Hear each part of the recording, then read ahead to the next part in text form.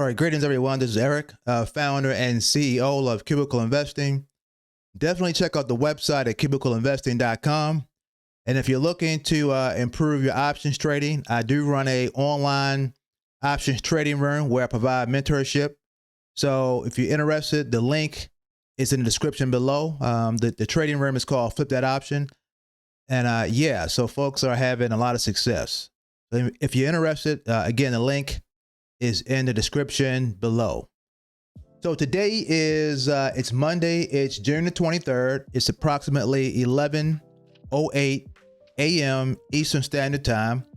And so what I want to discuss today is how does one effectively trade SPX 0 DTE? DTE stands for days to expiration, right? So in other words, you are trading options on the SPX, which is the index that represents the S&P 500, and you're looking to trade options that expire the same day. So you have to have, in order to trade the SPX 0 DTE effectively, you have to have some idea of what the market is expecting in terms of movement, right, from the SPX. So now, a lot of folks will, they like to use this number here, right, that, you know, that essentially conveys the expected move of the SPX for this expiration date. So June 20th, which was last Friday. So what you're looking at here is a screenshot, right? And so I actually do not use this number. So what I do is I go in, I open up my platform, and I go into my brokerage account about 30 minutes before the market opens, so around 9 o'clock. And I don't look at this number, but I look at the cost of a long straddle, an at the money long straddle. Right, so you can see here, so on Thursday, right, because this is a screenshot from Friday. So on Thursday, the closing price was $59.80.87. Okay, so now on Friday, because this here is Thursday's closing price, so on Friday, you know, 30 minutes before the market opens, I'm looking, what's the cost of a at the money long straddle? So at the money would be essentially where you see the value of SPX, right? The previous day's closing price. And what I'm looking to do is essentially I'm looking to hypothetically buy a long straddle at the money. And so whatever that cost is, right? That cost is essentially, right, in spite of what this number says here, the cost of that long straddle gives you the expected move that the market is anticipating from the SPX up until the expiration. And so the expiration on the screenshot that you're looking at here was June the 20th. So again, I'm ignoring this number and I'm looking at the cost of a long straddle at around 9 o'clock. So now why 9 o'clock? Because most of your news, most of your high impact news that comes out that will impact how the SPX moves is actually reported at 8:30 a.m. Eastern Standard Time, right? So depending on what that news is, whether it be the unemployment claims, CPI, PCE, etc., the cost of a long straddle could actually change, right? So I'm waiting 30 minutes after you have high impact news that has been released at 8:30, and I'm looking to see what's the cost of a long straddle at the money. And that's going to give me, you know, what the market is expecting in terms of movement from the SPX, right? And so on Friday, it was 38. That was the expected move. And so now what I do is, I come up with what I call levels of interest. So I do 3 on the call side, right? As you see here, 3 on the call side. Let me just pull up my pointer here. So 3 on the call side. Let me change this. I need to change the color. Okay, so 3 on the call side, right? So level 1 on the call side was 60-20, level 2, 60-40, level 3, 60-60, right?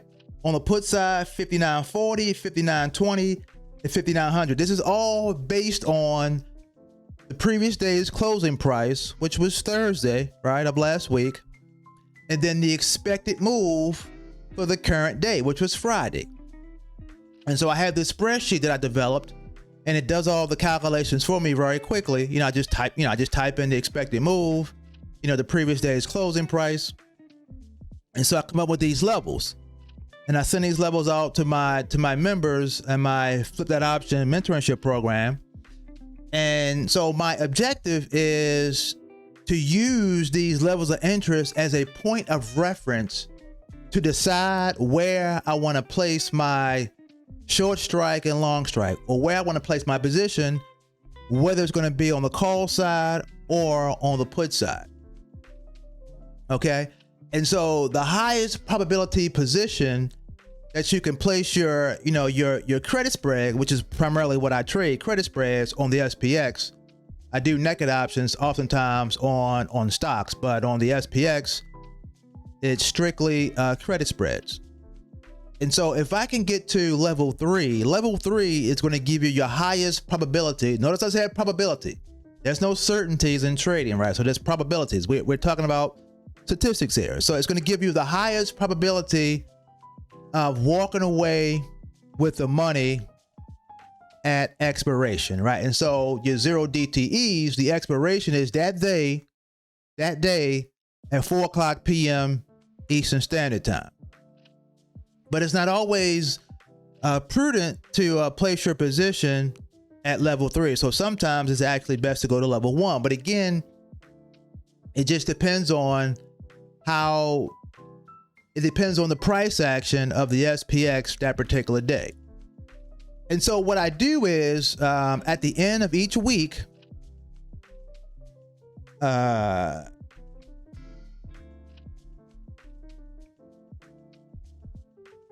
we go. So at the end of each week, what I do is I grade my levels of interest with respect to how the SPX has moved throughout the week. So on this particular day, June the 20th, as I just mentioned, these were my levels of interest on the put side, right? So here's the put side. So 5,900, 5,920, 5,940, and on the call side, it was what? It was 60-20, 60-40, and 60-60.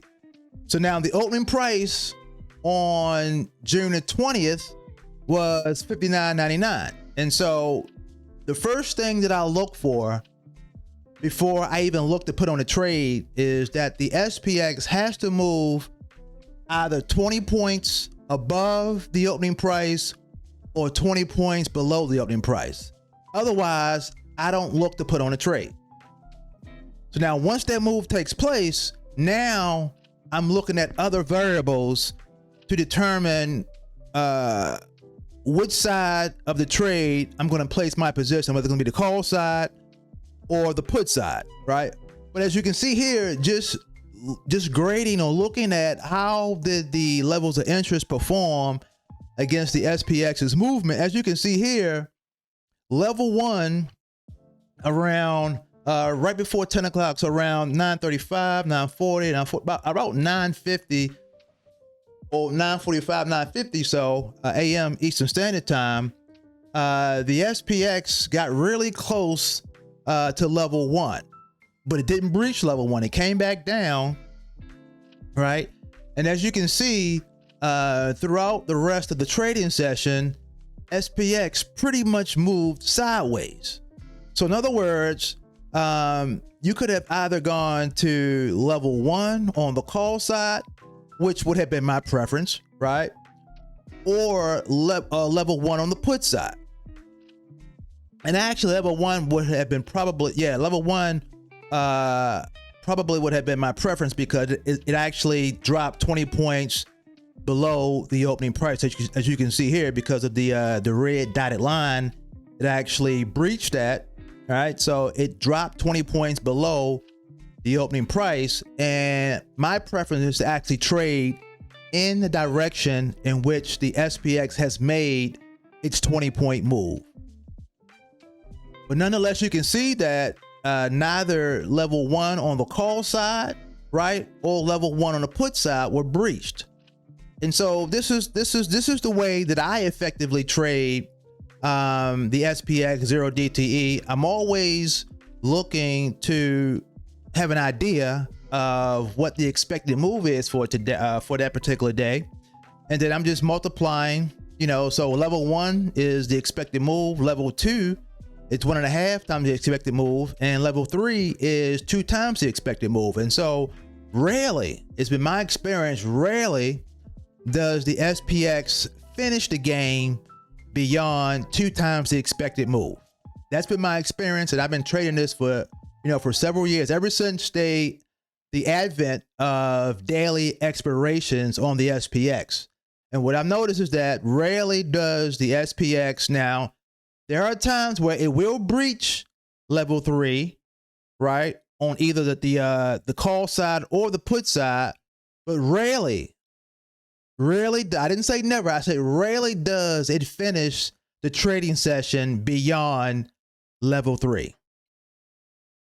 Right, so hopefully, this provides some good information for you guys who are looking to, for you guys who are trading the SPX 0 DTE, and you've been having some issues, implement these, this information.